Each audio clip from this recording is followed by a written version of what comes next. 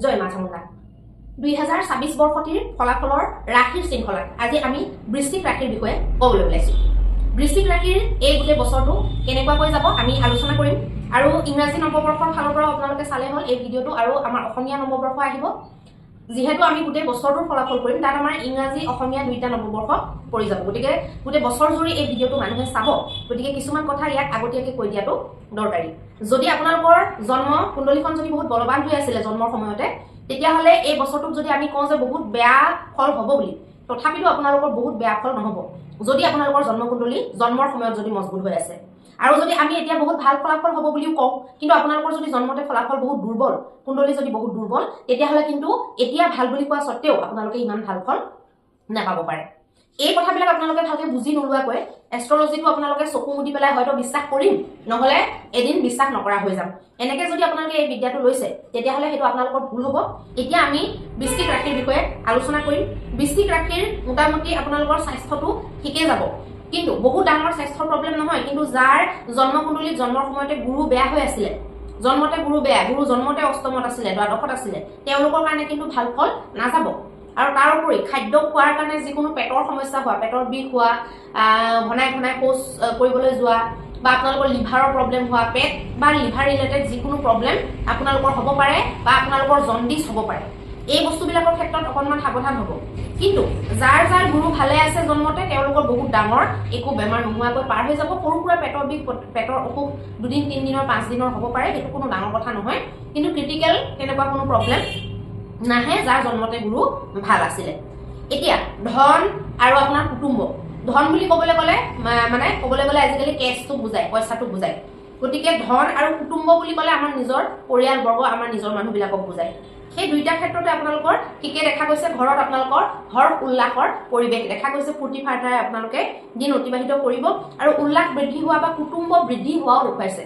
মানে কুটুম্ব বৃদ্ধি হোৱা মানে আপোনালোকৰ পৰিয়ালৰ কোনোবা এড হ'ল, কোনোবা সদস্য নতুনকৈ আহিলে, হয়তো কোনোবা বিয়া পাতি আনিলে, হয়তো কোনোবা জন্ম হ'ল, এইকেইটা হ'ব পাৰে। বা আপোনালোকৰ মিত্ৰ বৃদ্ধি হ'ব পাৰে, মানে ধৰক বন্ধুবৰ্গও বৃদ্ধি হ'ব পাৰে, আপোনালোকৰ ককাই ভাই বৃদ্ধি হ'ব পাৰে। এতিয়া আপোনালোকৰ যদি ধৰক ঘৰত কোনোবা জন্ম হয়, তেতিয়াওতো ককাই ভাই বৃদ্ধি হ'ব।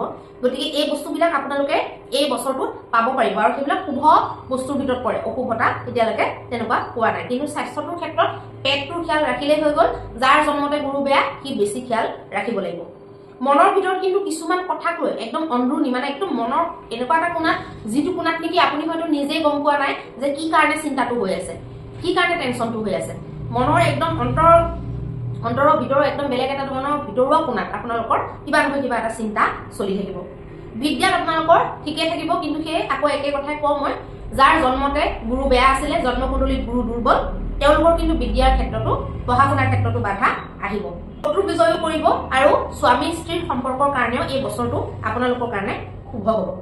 লগতে আপোনালোকৰ ভাগ্য লাভ হ'ব, মানে ভাগ্য বৃদ্ধি হ'ব, লাভ বৃদ্ধি হ'ব।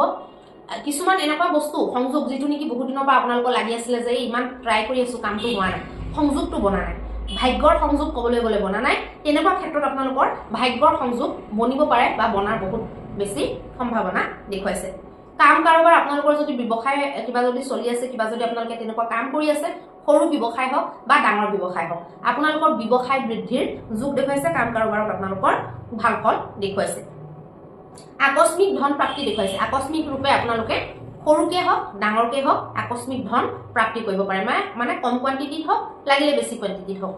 আকস্মিক ধনৰ যিটো ধৰক আগমন, সেইটোৱে আপোনালোকক বহুত শান্তি প্ৰদান কৰিব, সুখ প্ৰদান কৰিব, মনত বহুত ফূৰ্তি প্ৰদান কৰিব আৰু কিছুমান সমস্যাৰো সমাধান কৰি দিব। খৰচ আপোনালোকৰ কিন্তু হ'ব পাৰে, খৰচ বৃদ্ধিৰ যুগ দেখুৱাইছে। এনেকুৱা নহয় যে বেয়া ঠাইত খৰচ হ'ব, সেইটো নাই দেখুওৱা, কিন্তু খৰচবিলাক ধৰক এনেকুৱা হ'ব যে ভাল খৰচে, কিন্তু লং টাৰ্মত যদি ইউজ নাই হোৱা সেই বস্তুটো, লং টাৰ্মৰ কাৰণে যদি আপোনালোকক নাই লগা, তেতিয়াহ'লে সেই খৰচটো বেকাৰ যাব পাৰে।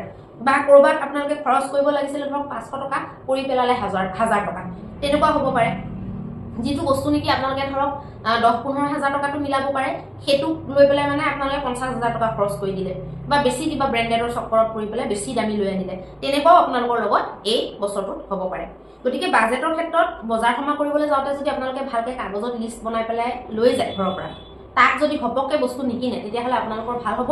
তেতিয়া আপোনালোকৰ বাজেটটো কণ্ট্ৰলত থাকিব, কাৰণ আপোনালোকে ঘৰৰ পৰা ভালকৈ ভাবি চিন্তি হাজবেণ্ড ৱাইফে ভাবি চিন্তি নিৰ্ধাৰণ কৰি ল'লে যে কি বস্তু লাগিব, বা ঘৰৰ যিজন সদস্যই সেইবিলাক কাম কৰে তেখেতে ভালকৈ চালে কি বস্তু লাগিব আৰু মানে বৰ দৰকাৰী কোনবিলাক সেইবিলাক আপোনালোকে লিখিলে।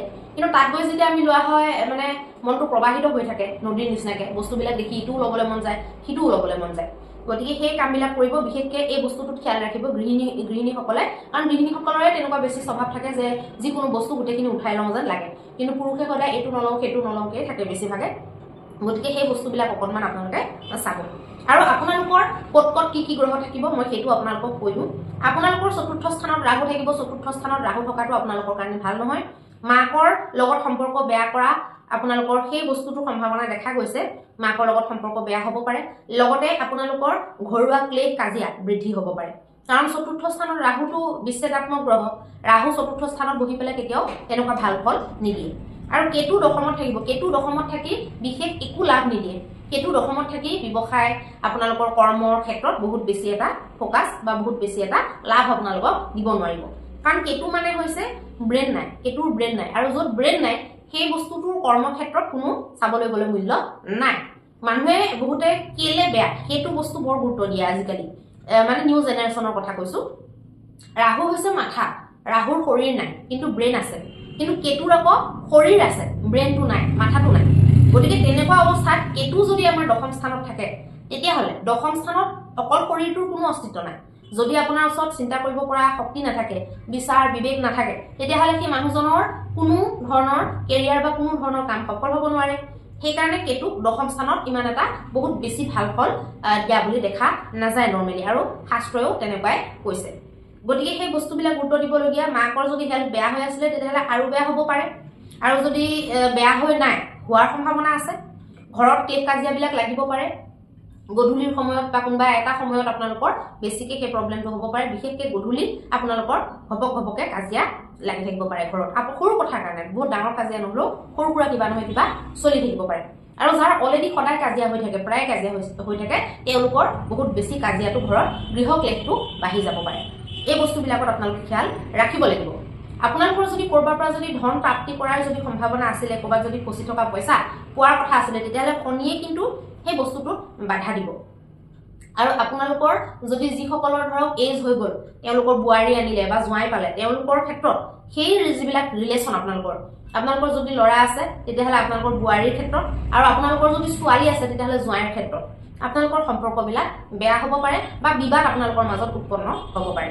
এই কথাবিলাকো চাব। আৰু বৈবাহিক ক্ষেত্ৰত শনিৰ তৃতীয় দৃষ্টি যিহেতু পৰিব, সেইটো মিত্ৰগত দৃষ্টি, শত্ৰুগত দৃষ্টি নহয়, কিন্তু তথাপিতো শনিৰ দৃষ্টিটো সদায় বিচ্ছেদাত্মক। গতিকে বৈবাহিক সম্পৰ্কৰ ক্ষেত্ৰতো অকণমান আপোনালোকে কেয়াৰ ল'ব লাগিব।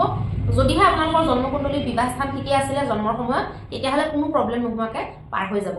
কিন্তু যদি আপোনালোকৰ বিবাহ স্থানটো জন্মতে বেয়া আছিলে, তেনেকুৱাত অকণমান আপোনালোকে সমস্যা পাব পাৰে। তাৰপিছত যদি আপোনালোকৰ কিবা কেছ মামলা এইবিলাক যদি চলি আছিলে, গুৰুৰ দৃষ্টিটোৱে সেইটোত আপোনালোকক লাভ দিব। লগতে গুৰুৰ দৃষ্টি ধনস্থানত পৰিব। তাৰ জুনলৈকে, মানে জুন মাহলৈকে আপোনালোকৰ কিন্তু ধন সঞ্চয় হ'ব, কুটুম্বও বৃদ্ধি হ'ব, আৰু আপোনালোকৰ কথাৰ দ্বাৰা বেলেগে প্ৰভাৱিতও হ'ব। তাৰপিছত জুন মাহৰ পিছত আপোনালোকৰ কিন্তু দূৰ যাত্ৰাৰ যোগ বনিব, ভাগ্যৰ সংযোগ বনিব, ভূমি ভৱন বাহন যাত্ৰা ধৰ্ম কৰ্ম এইবিলাকত আপোনালোকৰ মন ৰমিব। ভাগ্যৰ সংযোগ আপোনালোকৰ সম্পত্তিৰ ক্ষেত্ৰতো হ'ব পাৰে, সন্তান লাভো হ'ব পাৰে, বিবাহটোও ভাগ্যৰ বিষয়, চাকৰি বাকৰি প্ৰমোচন বা দূৰ যাত্ৰা কৰিবলৈ যোৱা, ধৰ্ম আধ্যাত্মৰ লগত জড়িত যাত্ৰা কৰিবলৈ যোৱা, এই প্ৰত্যেকবিলাক বস্তুকে, বা আপোনালোকৰ উচ্চ শিক্ষাৰ ক্ষেত্ৰত কিবা এটা ভাল ডিচিশ্যন হৈ গ'ল, ভাল ক'ৰবাত আপোনালোকে এডমিশ্যন পাই গ'ল, তেনেকুৱা বিভিন্ন ধৰণৰ সংযোগ জুন মাহৰ পৰা প্ৰায় অক্টোবৰ মানলৈকে আপোনালোকে পাব। অক্টোবৰৰ পৰা আকৌ আপোনালোকৰ কেৰিয়াৰত ভাল হ'ব, কাৰণ দেৱগুৰু বৃহস্পতি দশমত প্ৰৱেশ কৰিব। দশমত দেৱগুৰু বৃহস্পতি প্ৰৱেশ কৰাৰ লগে লগে মাকৰ হেল্থটোও ভাল কৰিব, গৃহ ক্লেশটোও কম কৰিব। মানে ক'বলৈ গ'লে অক্টোবৰৰ লাষ্টৰ পৰা আপোনালোকৰ গৃহ ক্লেশটো অলপমান কমি যাব। মাকৰ হেল্থ যদি বেয়া হৈ আছিলে সেইটো ভাল হ'ব। দেউতাকৰ লগত যদি সম্পৰ্ক বেয়া হৈ আছিলে সেইটোও অকণমান ভাললৈ আহিব। কেৰিয়াৰত যদি প্ৰমোচন আদি হোৱা নাছিলে বা স্থানান্তৰণৰ যদি সমস্যা কিবা হৈ আছিলে, তেতিয়াহ'লে সেইটোৰো চলিউশ্যন আপোনালোকৰ অক্টোবৰ মাহৰ পিছত দেখা পাব পাৰে। জন্মকুণ্ডলীত জন্মৰ স্থানত বা যেতিয়া আপুনি জন্ম হৈছিলে তেতিয়া যদি স্থিতি বলৱান হৈ থাকে, তেতিয়াহ'লে জুনৰ পৰা খুব ভাল লাভ আপোনালোকে দেৱগুৰু বৃহস্পতিৰ পৰা পাব পাৰিব। কিন্তু জুন মাহলৈকে আপোনালোকে পেটৰ কেয়াৰ ল'ব লাগিব। যিমান পাৰে পেটটো ঠাণ্ডা কৰি ৰাখিব। পেটটোক বহুত বেছি অগ্নি প্ৰদান নকৰিব কাৰণ গুৰু অষ্টমত থাকিলে সেই মানুহৰ পেটৰ অসুখ মানে ক্ৰনিক ডিসেন্ট্ৰি হওক বা পেটৰ বিষ হওক বা পেটত কিবা ফুড পয়জনিং হওক কিবা এটা বস্তু বেছিকৈ খোৱাৰ কাৰণে ইনফেকশ্যন হওক বিভিন্ন ধৰণৰ সমস্যা হ'ব পাৰে বা কিছুমান মানুহৰ কিছুমান বস্তু খালে এনে প্ৰব্লেম হয় বা ৰাতি খালে প্ৰব্লেম হয় কিছুমান মানুহৰ ঠাণ্ডাত খালে প্ৰব্লেম হয় সেই বস্তুবিলাকে আপোনালোকক বিশেষ আমনি কৰিব আৰু এটা প্ৰব্লেম কৰিব শনিয়ে প্ৰব্লেমটো কেনেকুৱা ধৰণৰ কৰিব শনি দশম দৃষ্টিটো আকৌ ধনস্থানত পৰিব আৰু সেইটো মিত্ৰগত দৃষ্টি নহয় সেইকাৰণে ধন কিবা এটা ধৰক সঞ্চয় কৰিম বুলি ভাবিলেও শনিয়ে কিন্তু অকণমান বাধা প্ৰয়োগ কৰি থাকিব জুন মাহলৈকে আপোনালোকৰ একো নাই কিন্তু জুন মাহলৈকে কাৰণ গুৰুৰ দৃষ্টি পৰি আছে শনিৰ দৃষ্টি পৰি থাকিলেও একো নাই কাৰণ গুৰুৰ দৃষ্টি পৰি আছে কিন্তু জুন মাহত যেতিয়া গুৰু আপোনালোকৰ নৱমত গুচি যাব তেতিয়া আপোনালোকৰ কিন্তু ধন সঞ্চয় হোৱা বা আপোনালোকৰ বাণী সম্বন্ধীয় প্ৰব্লেম বা আপোনালোকৰ যিকোনো সঞ্চয় কৰিব পৰা বা আপোনালোকৰ পৈতৃক সম্পত্তি প্ৰাপ্তি কৰিব পৰা কিবা যদি আপোনালোকৰ কাম চলি আছিলে সেইবিলাকত আপোনালোকৰ বাধা আহি যাব গতিকে বস্তুবিলাক মানে কি মাহ হিচাপত গুৰুৰ গোচৰ ৰাহু কেতুৰ গোচৰ হিচাপত বস্তুবিলাক বেলেগ বেলেগ হ'ব আৰু অক্টোবৰৰ প্ৰায় লাষ্ট মানৰ পৰা আপোনালোকৰ পৰাক্ৰম বৃদ্ধি হ'ব পাৰে পৰাক্ৰম বৃদ্ধি মানে আপোনালোকৰ এলাহ চেলাহ কমি যাব পাৰে কিন্তু যাৰ জন্মতে ৰাহু বেয়া তাৰ আকৌ এলাহ বাঢ়িবও পাৰে আৰু বন্ধুৰ লগত আপোনালোকৰ থুটা মোজা লাগিব বন্ধুৰ পৰা ক্ষতি হ'ব নিজতকৈ সৰু ভাই ভনীৰ লগত আপোনালোকৰ গণ্ডগোল লাগিব পাৰে অক্টোবৰৰ লাষ্টৰ পৰা অক্টোবৰলৈকে ঠিকে থাকিব গতিকে এতিয়া আমি আলোচনা কৰিলোঁ বৃশ্চিক ৰাশিৰ ফলাফলখিনি আৰু যিখিনি অশুভতা আমি ক'লোঁ ইয়াত আমি যদি কিবা এটা এনেকুৱা ৰিমেডি দিব পাৰোঁ যিটোৱে নেকি কৰি পেলাই আপোনালোকে গোটেই বছৰটো ভালেৰে পাৰ কৰিব পাৰে বা এই বাধাসমূহ আপোনালোকে নিৰ্মূল কৰিব পাৰে তাৰ কাৰণে মই আপোনালোকক এটা ৰিমেডি দিওঁ সেই ৰিমেডিটো আপোনালোকে কৰি পেলাই মানে এই বস্তুখিনিৰ সলিউশন ল'ব পাৰিব আপোনালোকে প্ৰত্যেক মঙ্গলবাৰে হনুমান বাবাৰ মন্দিৰত বা গণেশ বাবাৰ মন্দিৰত যাব তাত গৈ পেলাই আপোনালোকে পিয়ৰ যিটো খোৱা ঘিউটো যিটো ঘিউ আপোনালোকে খায় সেই ঘিউৰ আপোনালোকে এগজ চাকি জ্বলাব আৰু হনুমান বাবাৰ যদি মন্দিৰত যায় তেতিয়াহ'লে হনুমানী সেন্দুৰ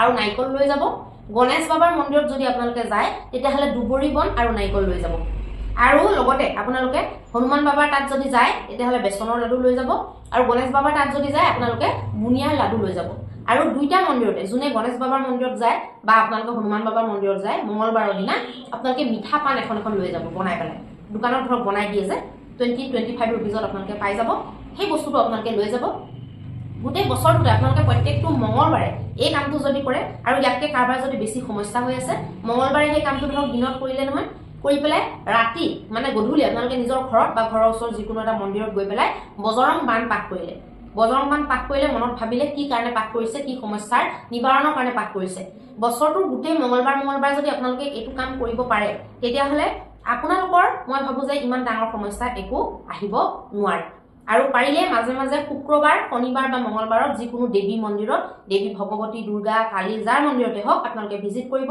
শনিবাৰে মঙ্গলবাৰে শুক্ৰবাৰে যিটো বাৰতে কৰে বুধবাৰেও কৰিব পাৰে দেই কিন্তু এই প্ৰথম যিকেইটা বাৰ ক'লোঁ সেইকেইটাত বেছি যোৱাটো ভাল হ'ব যিকোনো দেৱী মন্দিৰত আপোনালোকে দৰ্শন দিবলৈ যাব আৰু ছত্ৰ দান কৰিব এতিয়া এইটো বহুতে টান পাব দেই মানে টান ৰিমেডি বুলি ক'ব বহুতে কমেণ্ট কৰি আছে যে ৰিমেডিবিলাক শুনিবলৈ ভাল কৰিবলৈ টান আৰে ফলটো যদি আপোনালোকক পাবলৈ লাগে ফল যদি পাবলৈ বিচাৰিছে তেতিয়াহ'লেতো কিবা এটা অকণমান টান হ'লেও আপোনালোকে কৰিব লাগিব এতিয়া ছত্ৰ বুলি ক'লে ইমানকণি আপোনালোকৰ ইমানকণি চাইজৰো ছত্ৰ পায় ছত্ৰ মানে ৰূপৰ ছাতি ৰূপৰ ছত্ৰ মন্দিৰত দান কৰাৰ কাৰণে যিকোনো জুৱেলাৰী দোকানত ক'লে বুজি পাব গতিকে আপোনালোকে ডাঙৰ ছত্ৰ দান কৰে নে সৰু ছত্ৰ দান কৰে সেইটো ডাঙৰ কথা নহয় কিন্তু ছত্ৰ দান কৰিব মিনিমাম বছৰটোত 3 বাৰ আপোনালোকে যদি ছত্ৰ দান কৰে আৰু মঙ্গলবাৰৰ যদি এই উপায়টো কৰি থাকে তেতিয়াহ'লে আপোনালোকে নিজে অনুভৱ কৰিব যে আপোনালোকৰ বহুত বেছি একো বাধা নোহোৱাকৈয়ে গোটেই বছৰটো ভালে কুশলে পাৰ হৈ গ'ল লাষ্টত মই ইংৰাজী নৱবৰ্ষৰ কাৰণে আৰু অসমীয়া নৱবৰ্ষৰ কাৰণে হিন্দু নৱবৰ্ষৰ কাৰণে আপোনালোক সকলোকে শুভকামনা জ্ঞাপন কৰিলোঁ আপোনালোকৰ